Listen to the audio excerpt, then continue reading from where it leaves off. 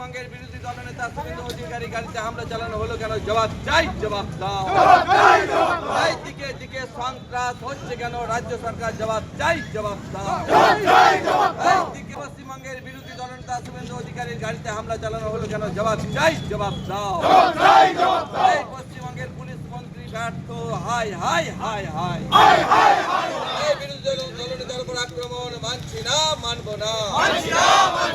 এই দিকে দিকে প্রতিবাদে দুবরাজপুরে রাজপথে বিজেপির আন্দোলন চলছে, চলবে। পশ্চিমবঙ্গের বিরোধী দলনেতার উপর আক্রমণ মানছি না, মানবো না। দিকে দিকে সন্ত্রাস হচ্ছে কেন? জবাব চাই, জবাব দাও। এই বাংলায় আইন শৃঙ্খলা ভেঙে যাচ্ছে কেন? মমতা ব্যানার্জি জবাব চাই, জবাব দাও। দিকে দিকে সন্ত্রাস হচ্ছে কেন? রাজ্য সরকার জবাব চাই, জবাব দাও।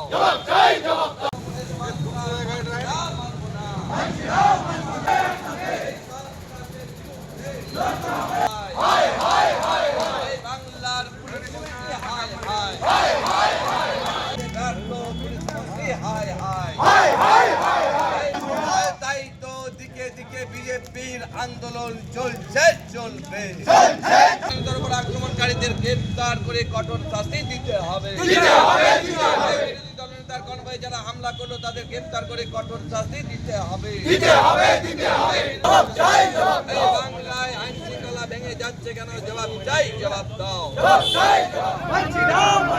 বন্দে মাতরম, বন্দে মাতরম, বন্দে মাতরম, বন্দে মাতরম, বন্দে মাতরম, বন্দে মাতরম। এই দুষ্কৃতীদের বিরুদ্ধে লড়তে হবে একসাথে।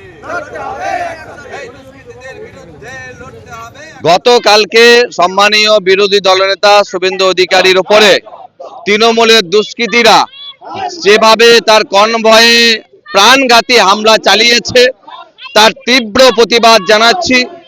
কারণ একজন জেড ক্যাটাগরির সিকিউরিটি পাওয়া রাজ্যের মন্ত্রীর মর্যাদা প্রাপ্ত বিরোধী দলনেতার উপরে যদি হামলা হয় তাহলে বাংলার সাধারণ মানুষের নিরাপত্তা কোথায়? বাংলার মুখ্যমন্ত্রী তথা পুলিশ মন্ত্রী তিনি জবাব দেন কেন আজকে তার কনভয়ে হামলা হলো। কারণ বাংলার মানুষের কথা যিনি বলেন, মানুষের জন্য যিনি প্রতিবাদ করেন, তারপরে যেভাবে হামলা হচ্ছে তার প্রতিবাদ করতে আমরা ভারতীয় জনতা পার্টি দুবরাজপুরের রাজপথে আমরা আজকে রাস্তায় নামতে বাধ্য হয়েছি। আমরা তীব্র প্রতিবাদ জানাচ্ছি।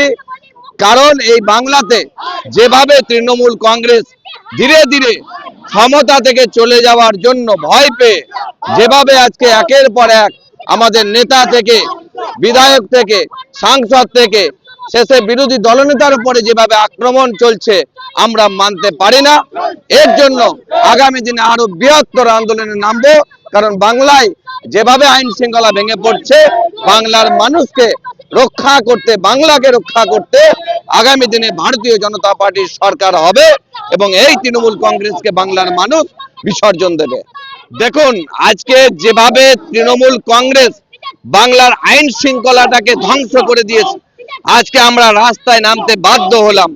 মানুষের হয়তো একটু কষ্ট হয়েছে, তার জন্য আমরা মানুষের সাথে মানুষের জন্য লড়াই করছি, আগামী দিনেও করব।